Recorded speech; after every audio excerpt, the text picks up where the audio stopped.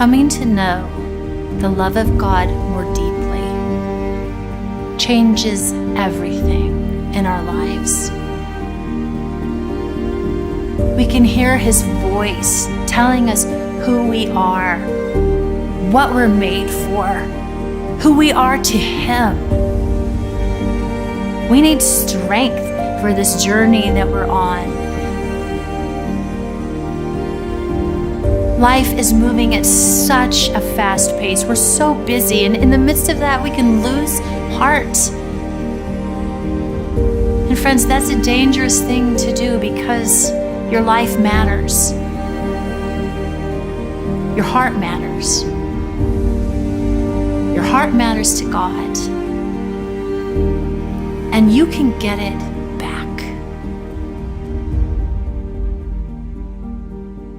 What does it mean to be a woman? Is femininity something that is just socially constructed?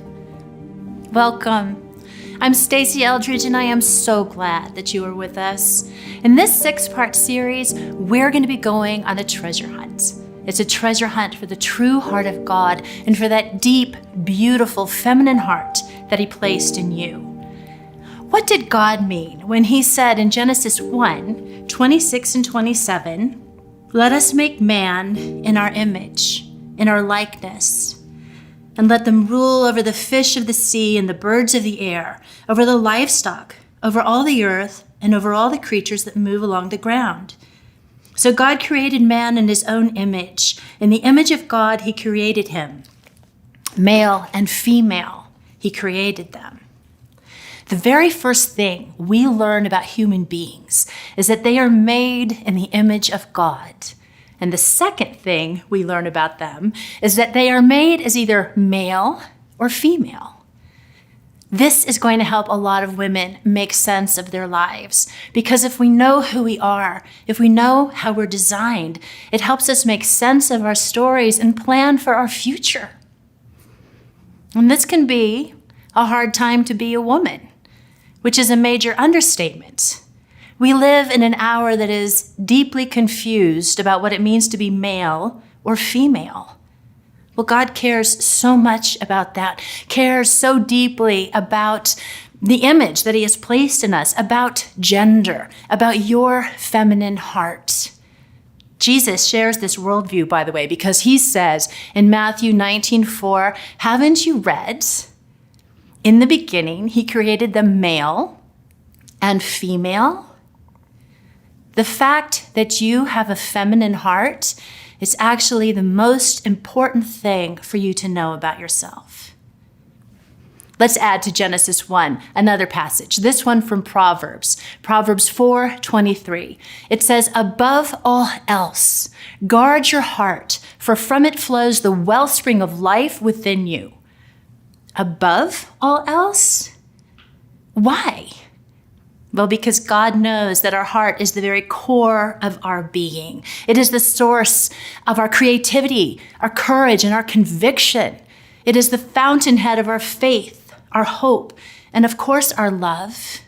This wellspring of life within us, it is the very center of our being and the very place that we bear the image of God.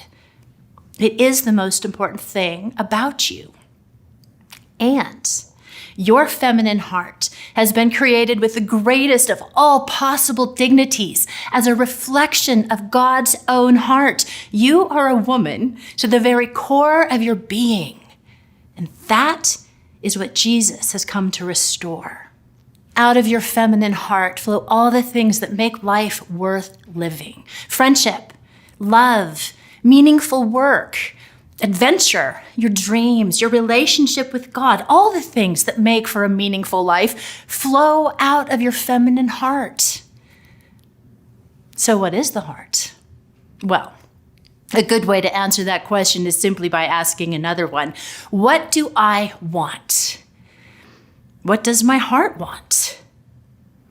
No matter your age, and no matter where you're from, you will find that at the very core of her being, women long for three basic things. They express themselves differently through our lives because we are made uniquely. But at the core of our being are desires that we all share. If you look at the games that little girls play, at the movies we love, at the stories that capture our hearts, you will find that every woman longs to be romanced, to be irreplaceable, and to unveil beauty. Do you know what the #1 selling book is? It's romance novels. And I'm not talking quality literature here. This isn't Jane Austen. These are the books where the woman is standing on the cliff and her hair is blowing behind her. Who can be buying them? Women.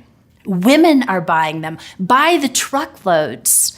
Their authors have tuned into something very core to a woman's heart, the desire to be wooed and won, the desire to be pursued and fought for, the desire to be romanced.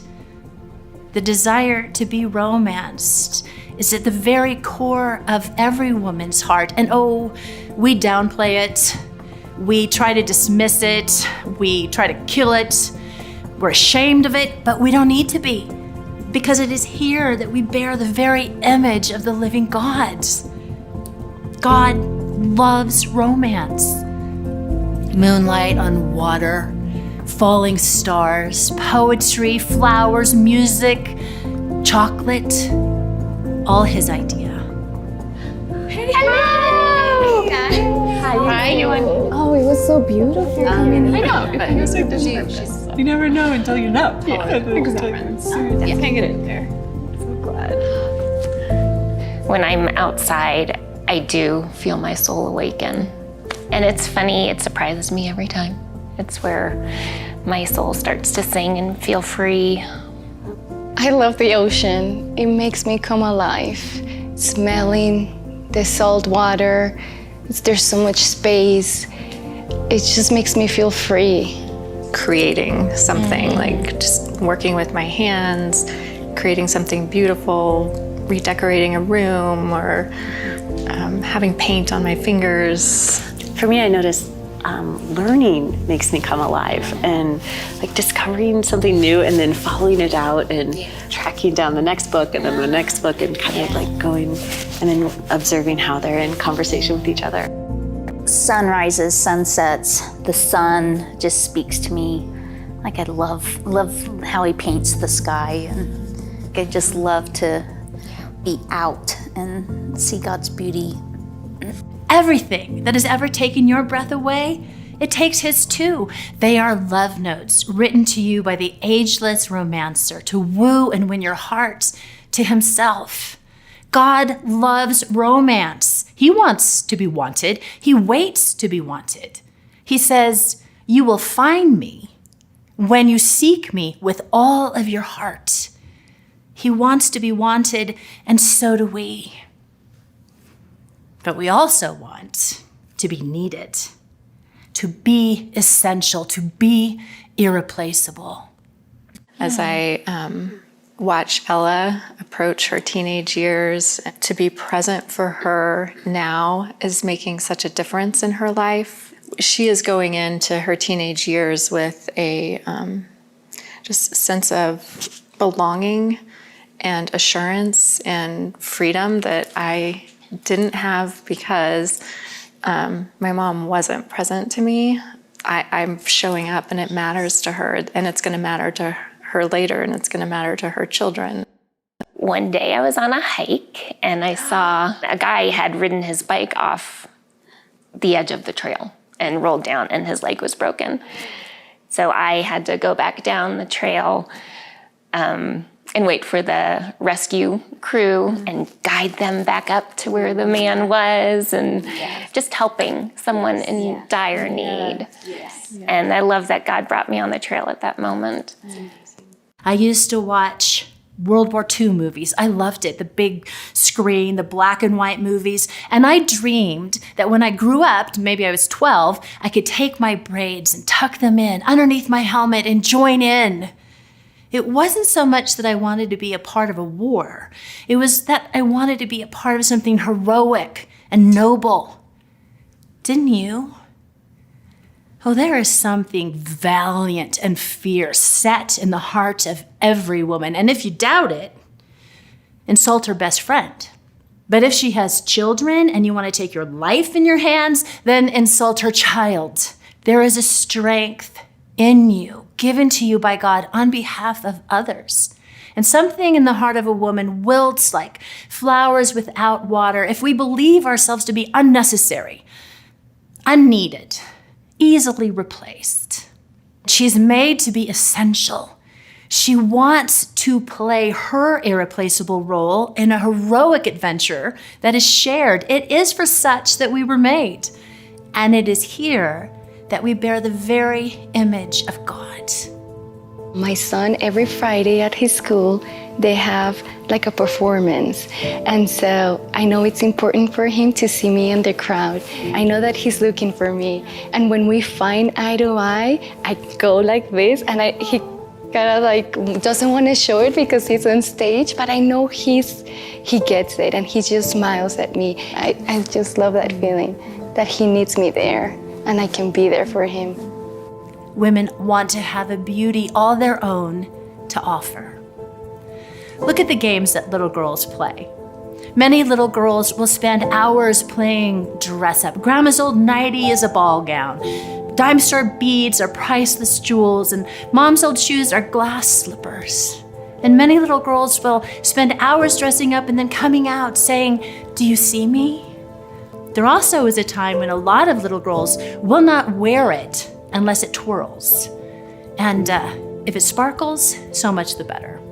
Where I find joy in making something beautiful is when I have people over for a meal. I love like to set the table, and it's not that I have like finery or anything, but I just love like that, the moment when it's like everything is either being cooked or it's right before they arrive, and I have the table set, and then when it tastes good on top of it, Yes. there's so much joy in that. For my wedding day, I was 23 years old, and I love my dress, I like the makeup, but I don't remember feeling that beautiful because my mom didn't show up. I remember trying to like glance to see if she would be in the front row. She never made it. On my 40th birthday, I just wanted to feel beautiful, and a very close friend of mine that I love, she came in and she mothered me. She took me to Nordstrom's, and on my birthday, I felt so beautiful. I felt so seen.